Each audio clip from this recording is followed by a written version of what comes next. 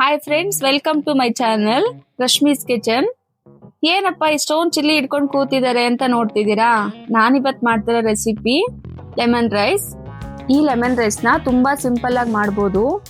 ಇದಕ್ಕೆ ಯಾವುದೇ ತರ ಈರುಳ್ಳಿ, ಕಾಯಿ ತುರಿ ಏನೂ ಬೇಡ, ಟೊಮೊಟೊನೂ ಕೂಡ ಅವಶ್ಯಕತೆ ಇಲ್ಲ.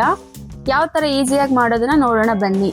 ಲೆಮನ್ ರೈಸ್ಗೆ ಬೇಕಾಗುವಂತ ಇಂಗ್ರೀಡಿಯೆಂಟ್ಸ್: ಕಡಲೆಬೇಳೆ, ಈ ಪೌಡರ್ ಏನು ಅಂತ ಲಾಸ್ಟಲ್ಲಿ ಹೇಳ್ತೀನಿ, ಕಡಲೆ ಬೀಜ, ಜೀರಿಗೆ, ಸಾಸಿವೆ, ಹಚ್ಕೊಂಡಿರೋ ಮೆಣಸಿನ್ಕಾಯಿ, ಕೊತ್ತಂಬರಿ ಸೊಪ್ಪು, ಕರಿಬೇವು, ಜಜ್ಜಿರಂತ ಬೆಳ್ಳುಳ್ಳಿ, ಮೆಣಸಿನ್ಕಾಯಿ ಕೆಳಗಿದೆ. ನಾನೀಗ ನಾನ್ ಸ್ಟಿಕ್ ಪಾತ್ರೆ ತಗೋತಾ ಇದ್ದೀನಿ. ಅದು ಬಿಸಿ ಆದ್ಮೇಲೆ ಎಣ್ಣೆ ಹಾಕೋತಾ ಇದ್ದೀನಿ. ಏನಕ್ಕೆ ಇಷ್ಟೊಂದು ಎಣ್ಣೆ ಹಾಕಿರೋದು ಅಂದ್ರೆ, ನಾವು ಜಾಸ್ತಿ ಕ್ವಾಂಟಿಟಿಲಿ ಮಾಡ್ತಿದೀವಲ್ವಾ, ನೋಡಿ ಚಿಲ್ಲಿ ಇಷ್ಟೊಂದು ತಗೊಂಡಿದ್ದೀನಲ್ವಾ, ಅದಕ್ಕೋಸ್ಕರ ಇಷ್ಟು ಹಾಕೊಂಡಿದ್ದೀನಿ. ನೀವು ಮನೆಗೆ ಆದ್ರೆ 3 to 4 ಮೆಂಬರ್ಸ್ಗಾದ್ರೆ ಒಂದು 100 ಗ್ರಾಮ್ ಅಷ್ಟು ಚಿಲ್ಲಿ ಹಾಕಿದ್ರೆ ಸಾಕಾಗುತ್ತೆ. ಅದಕ್ಕೋಸ್ಕರ ಇಷ್ಟ ಹಾಕಿರೋದು. ಅಷ್ಟು ಕಡಿಮೆ ಚಿಲ್ಲಿಗೆ ಸ್ವಲ್ಪ ಆಯಿಲ್ ಹಾಕಿದ್ರೆ ಸಾಕು. 1 ಟೇಬಲ್ ಸ್ಪೂನ್ ಅಥವಾ 2 ಟೇಬಲ್ ಸ್ಪೂನ್ ಆಯಿಲ್ ಹಾಕಿದ್ರೆ ಸಾಕು. ಈಗ ಫಸ್ಟು ಕಡಲೆ ಬೀಜ ಹಾಕ್ಬಿಟ್ಟು ಅದನ್ನ ಫ್ರೈ ಮಾಡಿ ಸೈಡ್ಗೆ ಎತ್ತಿಟ್ಕೊಂಡ್ಬಿಡೋಣ. ಇವಾಗ ಇದು ಫ್ರೈ ಆಗಿದೆ, ಇದನ್ನ ಸೈಡ್ಗೆ ಎತ್ತಿಟ್ಕೊಳ್ಳೋಣ.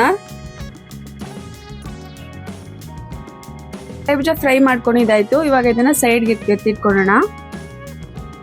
ಇವಾಗ ಅದೇ ಕಡಾಯಿಗೆ ಸಾಸಿವೆ ಹಾಕೊಳ್ಳೋಣ, ಜೀರಿಗೆ.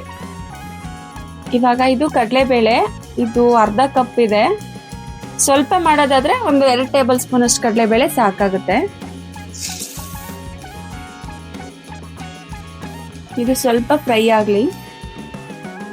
ನಮ್ಮ ಕ್ಲೌಡ್ ಕಿಚನ್ ಅಲ್ಲಿ ಜಾಸ್ತಿ ಲೆಮನ್ ರೈಸ್ ಜಾಸ್ತಿ ಆರ್ಡರ್ ಬೀಳುತ್ತೆ, ಅದಕ್ಕೋಸ್ಕರ ಇಷ್ಟು ಕ್ವಾಂಟಿಟಿಲಿ ಮಾಡ್ಕೊಂಡು 1 ಡೇಗೆ ಫುಲ್ ಖಾಲಿ ಆಗುತ್ತೆ. ಇಷ್ಟು ನೋಡಿ, ಈ ಕಲರ್ ಬಂದಿರುತ್ತೆ, ಗೋಲ್ಡನ್ ಕಲರ್ ಬಂದಿರುತ್ತೆ. ಇಷ್ಟು ಫ್ರೈ ಆದ್ಮೇಲೆ ಚಿಲ್ಲಿ ಹಾಕೊಳ್ಳೋಣ.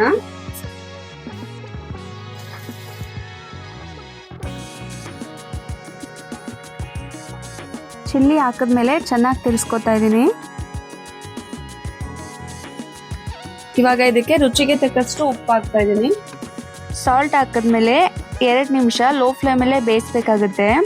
ಮೆಣಸಿನ್ಕಾಯಿ ಎಣ್ಣೆಲಿ ಬೆಂದ್ರೇನೆ ಖಾರ ಚೆನ್ನಾಗಿ ಹಿಡ್ಕೊಳುತ್ತೆ. ಇದು ತುಂಬಾ ಟೇಸ್ಟಿ ಆಗಿರುತ್ತೆ. ನೀವು ಯಾವತ್ತೂ ಟ್ರೈ ಮಾಡಿರಲ್ಲ ಅನ್ಕೋತೀನಿ, ಯಾಕಂದ್ರೆ ಈ ತರ ಸೀಕ್ರೆಟ್ ರೆಸಿಪಿ ಪೌಡರ್ ಹಾಕಿ ಒಂದ್ಸಲ ಟ್ರೈ ಮಾಡಿ ನೋಡಿ ಫ್ರೆಂಡ್ಸ್. ಟ್ರೈ ಮಾಡಿ ಕಮೆಂಟ್ ಹಾಕಿ ಹೇಗಿದೆ ಅಂತ. ನಮ್ಮ ಕ್ಲೌಡ್ ಕಿಚನ್ ಸ್ಟಾರ್ಟ್ ಮಾಡಿ 1.5 ಇಯರ್ ಆಗಿದೆ. 1.5 ಇಯರ್ ಇಂದನೂ ಆಲ್ಮೋಸ್ಟ್ ನಮ್ಗೆ ಲೆಮನ್ ರೈಸ್ ಜಾಸ್ತಿ ಆರ್ಡರ್ಗಳು ಬರುತ್ತೆ.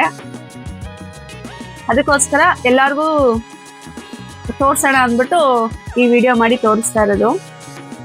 ಇವಾಗ ಇದಕ್ಕೆ ಅರಿಶಿನ ಹಾಕ್ತಾ ಇದ್ದೀನಿ, 2 ಟೇಬಲ್ ಸ್ಪೂನು ಅರಿಶಿನ ಹಾಕಿ ಚೆನ್ನಾಗಿ ಇದೆಲ್ಲ ಮಿಕ್ಸ್ ಆಗೋವರೆಗೂ ಚೆನ್ನಾಗಿ ತಿರ್ಸ್ಕೋಬೇಕಾಗುತ್ತೆ. ನೋಡಿ ಫ್ರೆಂಡ್ಸ್, ನಾನು ಸೀಕ್ರೆಟ್ ಇಂಗ್ರೀಡಿಯೆಂಟ್ಸ್ ಹೇಳಿದ್ದೆ ಅಲ್ವಾ, ಇದು ಏನಂದ್ರೆ 1 ಮುಷ್ಟಿ ಆಗಷ್ಟು ಕಡಲೆಬೇಳೆ, ಅದಕ್ಕೆ 4 ರಿಂದ 5 ಕಾಳಷ್ಟು ಮೆಂತ್ಯ ಕಾಳು. ಇದನ್ನ ಒಂದ್ ಸ್ವಲ್ಪ ಗೋಲ್ಡನ್ ಬ್ರೌನ್ ಬರೋವರೆಗೂ ಫ್ರೈ ಮಾಡ್ಕೊಂಡು ಅದನ್ನ ಮಿಕ್ಸಿಲಿ ಪೌಡರ್ ಮಾಡ್ಕೋಬೇಕು. ಇದೇನು ಫುಲ್ಲು ನೈಸ್ ಆಗೇನು ಪೌಡರ್ ಆಗಲ್ಲ, ನೈಸಾಗಿ ಮಾಡೋ ಅವಶ್ಯಕತೆನೂ ಇಲ್ಲ, ಸ್ವಲ್ಪ ತರಿ ಇದ್ರೂ ಸಾಕಾಗುತ್ತೆ. ಇದೇನೆ ಇದಕ್ಕೆ ಸೀಕ್ರೆಟ್ ಇಂಗ್ರೀಡಿಯೆಂಟ್ಸು. ಇದು ಹಾಕೋದ್ರಿಂದ ತುಂಬಾ ರುಚಿಯಾಗಿರುತ್ತೆ. ಇದಕ್ಕೆ ಯಾವುದೇ ಕಾಯಿ ತುರಿ ಹಾಕೋ ಅವಶ್ಯಕತೆ ಇರಲ್ಲ. ಇದು ಹಾಕಿ ಮಿಕ್ಸ್ ಮಾಡೋಣ. ಮತ್ತೆ ಲಾಸ್ಟ್ ಅಲ್ಲಿ ಕರಿಬೇವು, ಕೊತ್ತಂಬರಿ. ನಾನು ಇದಕ್ಕೆ ಕರಿಬೇವನ್ನ ಲಾಸ್ಟ್ ಅಲ್ಲೇ ಹಾಕ್ತೀನಿ, ಏನಕ್ಕೆ ಅಂದ್ರೆ ಅದು ಫ್ಲೇವರ್ ಆಗೇ ಇರ್ಲಿ ಅಂದ್ಬಿಟ್ಟು. ಕರಿಬೇವು, ಕೊತ್ತಂಬರಿ ಸೊಪ್ಪು ಹಾಕಿ ಮಿಕ್ಸ್ ಮಾಡಿದ್ರೆ ಲೆಮನ್ ರೈಸ್ ಗೊಜ್ಜು ರೆಡಿ ಆಯ್ತು. ಅಷ್ಟೇ, ಇದು ಸ್ಟವ್ ಆಫ್ ಮಾಡಿದ್ರೆ ಲೆಮನ್ ರೈಸ್ ಗೊಜ್ಜು ರೆಡಿ ಆಗುತ್ತೆ. ಇವಾಗ ಇದು ರೆಡಿ ಆಯ್ತು. ನನಗೂ ತುಂಬಾ ಹಸಿವು ಆಗ್ತಿದೆ. ಇವಾಗ ಇದನ್ನ ಮಿಕ್ಸ್ ಮಾಡಿಕೊಂಡು ತಿಂತೀನಿ. ಇವಾಗ ಒಂದು ಬೌಲ್ಗೆ 1 ಸ್ಪೂನ್ ಅಷ್ಟು ಲೆಮನ್ ರೈಸ್ ಗೊಜ್ಜು, ಫಸ್ಟೇ ಹುರಿದಿಟ್ಕೊಂಡಿರೋಂಥ ಕಡಲೆ ಬೀಜ, ಮತ್ತೆ ಒಬ್ರಿಗಾಗಷ್ಟು ರೈಸು, ಒಂದು ಅರ್ಧ ನಿಂಬೆಹಣ್ಣು ಹಾಕ್ಕೊಂಡು ಚೆನ್ನಾಗಿ ಮಿಕ್ಸ್ ಮಾಡ್ಕೋಬೇಕು. ಇಷ್ಟೇ ನೋಡಿ ಫ್ರೆಂಡ್ಸ್, ರುಚಿಯಾದ ಲೆಮನ್ ರೈಸ್ 10 ನಿಮಿಷದಲ್ಲಿ ಮಾಡ್ಕೋಬಹುದು.